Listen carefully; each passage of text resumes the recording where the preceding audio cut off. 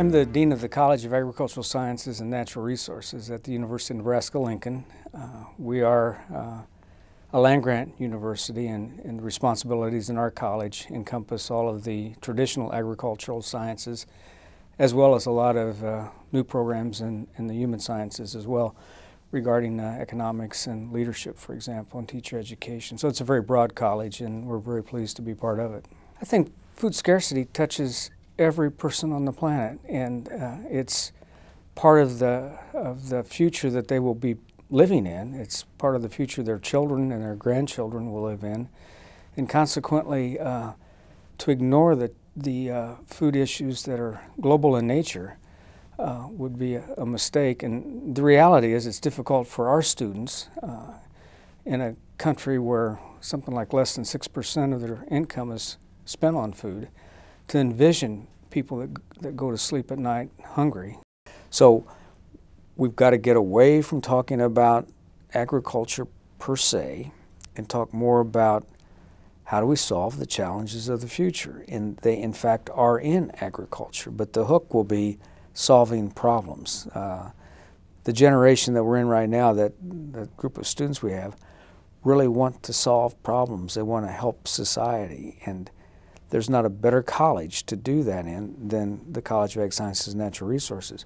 But our marketing strategy may not be come to the College of Ag Sciences and Natural Resources. It may be, and more appropriately would be, help solve the food problems of the future.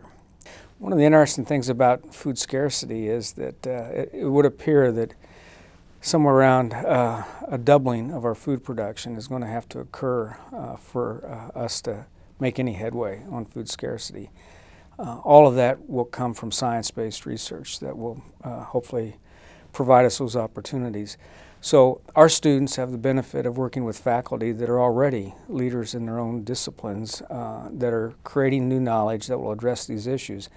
And one of our focuses at the University of Nebraska-Lincoln, as well as Kastner specifically, is undergraduate research. So we have a wonderful program for our students to get involved and hopefully stay involved, understand research. Those that want can pursue graduate programs, but hopefully all of our students that graduate will appreciate the role of science in their future. Food scarcity will be solved with science problems or science solutions, because that's where the inquiry leads to discovery, which leads to doubling our food production. The reality is the great challenge also embraces people and what they eat, how they eat, cultural differences in food. We may be able to double a certain crop, and nobody would want to eat it in the country where we think they need it the most. So there's cultural issues. There's problems right now with food not being distributed. We've got transportation issues, we've got political issues, we've got socioeconomic issues.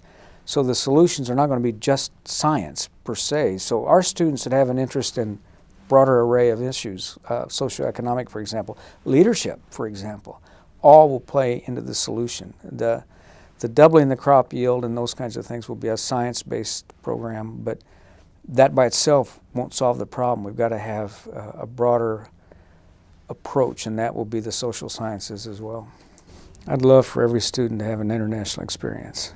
I think there are few things in life that will give them that much reward for the time spent. When they actually become less familiar with their surroundings, less familiar with the language, less familiar with the culture, and realize what that feels like, and yet also know that they can help even when they don't feel comfortable because of the familiarity of it or lack of it. That's empowering, because once you've handled that, wherever it's at and however long you were gone, you get a sense of, well, I can do this.